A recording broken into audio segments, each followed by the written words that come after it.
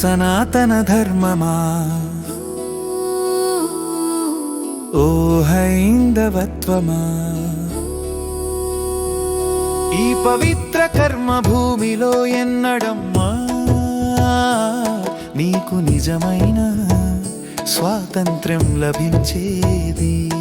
నీ ఇంట్లోనే నీకు బంగారు సంకెళ్ళంట, నీ ఇంట్లోనే నీకు స్వేచ్ఛ లేదంట, నీ కళ్ళకు గంతలు కట్టి మరీ తరతరాలుగా దోపిడీ చేస్తూనే ఉన్నారంట.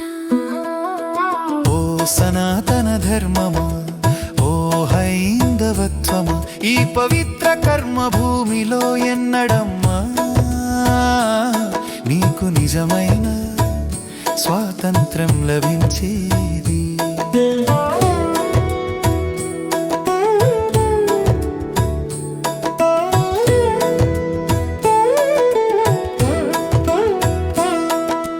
మహనేతలంటారు, జాతి పితలంటారు, మాకు మీ ఈ దేవుళ్ళమంటారు, అనాదిగా ఎందరో మహానుభావుల మహర్షుల సత్పురుషుల త్యాగ నిరతితో అదే పునాదిగా మన జాతి నిలువగా, నీ కన్నీటి ధరలకు చెల్లించి తుడిచే అసత్పురుషుడు ఎన్నడు వచ్చునో కదా.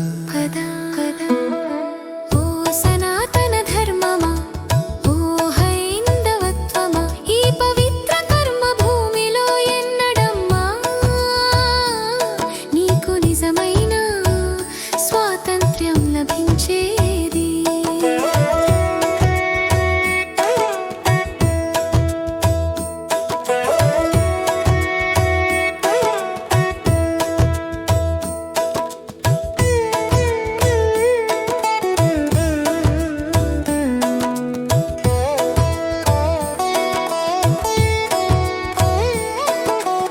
ఆనాడు వందల ఒంటెల మీద బంగారపు సంచుల సంపదను తరలించుకుపోగా, ఆనాడు సంహన్హమన నౌకల నిండా బంగారపు సంపదను ఎక్కించి తరలించినట.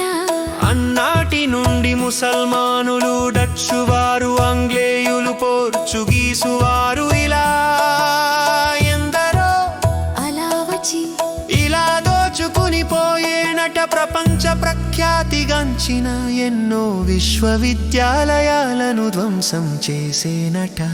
ఈ కర్మ ఇంకెన్నాలట. ఓ సనాతన ధర్మమా, ఓ హైందవత్వమా, ఈ పవిత్ర కర్మ భూమిలో ఎన్నడమ్మా నీకు నిజమైన స్వాతంత్ర్యం లభించేది.